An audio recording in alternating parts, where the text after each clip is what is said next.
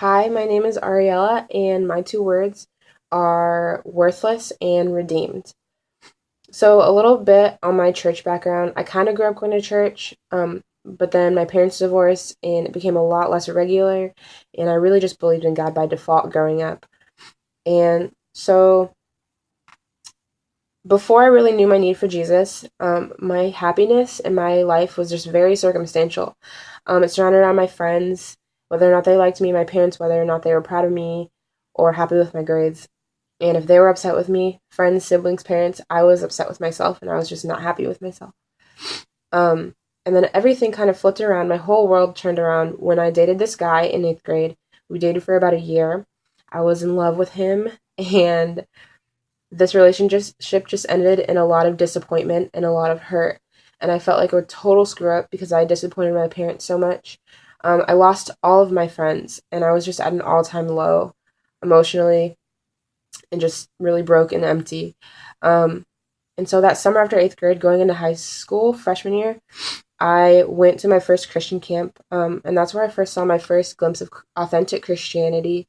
It was a really small community type camp called Camp Indicosa, and so it was kind of uncomfortable to be there, but it was really cool because I got to see all these real friendships people had with each other, and I just heard this message over and over again about having a new life with God and Jesus, and I wanted that because I wanted to forget everything that had just happened.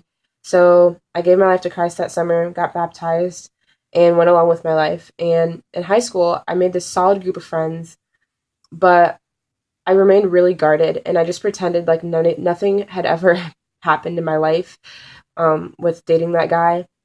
And so I started to feel really like insignificant and really alone, even though I had these friends, and I didn't like myself because they didn't really know who I was or know what my faith really meant to me, and it kind of hurt my faith.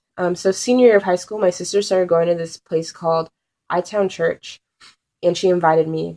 And there, I really felt really loved and accepted. I felt like I was allowed to be broken and imperfect. And so that end of that summer, going into freshman year of college last year, I went to this conference called Motion.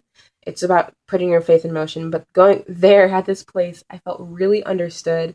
I got baptized for a second time, and I made a commitment to follow this God, this Jesus who loves me right where I'm at. Um, and so, of course, I don't do Christianity right all the time. I don't do life right all the time. I'm human and I'm imperfect.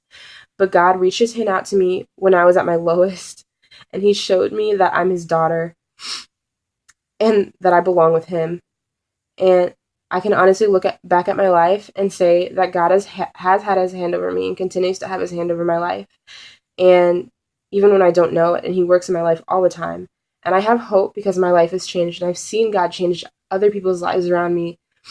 And my struggles don't go away with this faith, and my story continues to grow. But I have my God with me and my Jesus who saved me, and that makes this life worth living. Those are my two words.